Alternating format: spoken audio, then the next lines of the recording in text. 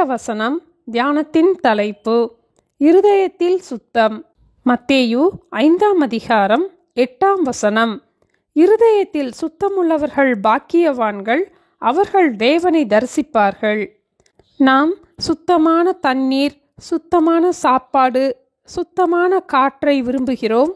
நாம் உபயோகிக்கிற பொருட்கள், நாம் வசிக்கும் இடமும் சுத்தமாக இருக்க விரும்புகிறோம். இதை பெற்றுக்கொள்வதற்காக உழைக்கிறோம்.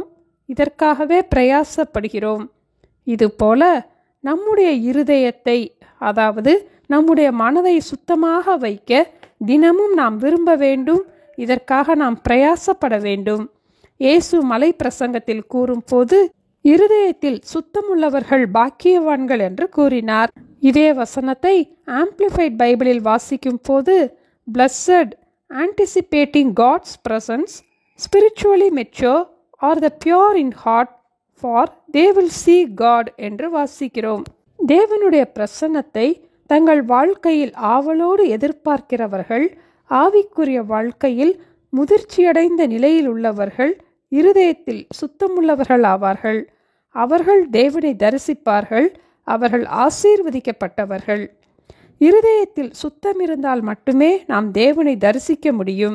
இதன் அவசியத்தை அறிந்த தாவீது ராஜா சங்கீதம் 51:10 வசனத்தில் இவ்வாறு ஜெபித்தார்: தேவனே, சுத்த இருதயத்தை என்னிலே சிருஷ்டியும் என்று. நாமும் சுத்த இருதயத்தை என்னிலே சிருஷ்டியும் என்று தினமும் ஜெபிப்போம்.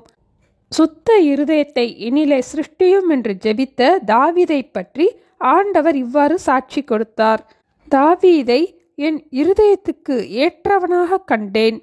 இந்த வசனத்தை அப்போஸ்தலர் 13ஆம் அதிகாரம் 22ஆம் வசனத்தில் நாம் வாசிக்கலாம். நம்முடைய இருதயத்தை சுத்தமாக நாம் வைத்து கொள்ளும் போது நாம் தேவனை தரிசிக்க முடியும். தேவனுடைய இருதயத்திற்கு ஏற்றவர்களாக காணப்பட முடியும். இருதயத்தில் சுத்தம் உள்ளவர்கள் பாக்கியவான்கள், அவர்கள் தேவனை தரிசிப்பார்கள். ஜெபிப்போமா? எங்களை நேசிக்கிற எங்கள் அன்பின் ஆண்டவரே, இருதயத்தில் சுத்தமாய் இருக்கும் போதுதான் தேவனை தரிசிக்க முடியும் என்பதை பற்றி நாங்கள் தியானிக்க எங்களுக்கு உதவி செய்ததற்காக ஸ்தோத்திரம் அப்பா. சுத்த இருதயத்தை எங்களிலே சிருஷ்டிக்க வேண்டுமாய் ஜெபிக்கிறோம் அப்பா. உங்களுடைய இருதயத்திற்கு ஏற்றவர்களாக நாங்கள் காணப்பட எங்களுக்கு வேண்டிய கிருபைகளை தந்து எங்களை வழிநடத்த வேண்டுமாய் இயேசுவின் நாமத்தில் ஜெபிக்கிறோம் பிதாவே. ஆமேன்.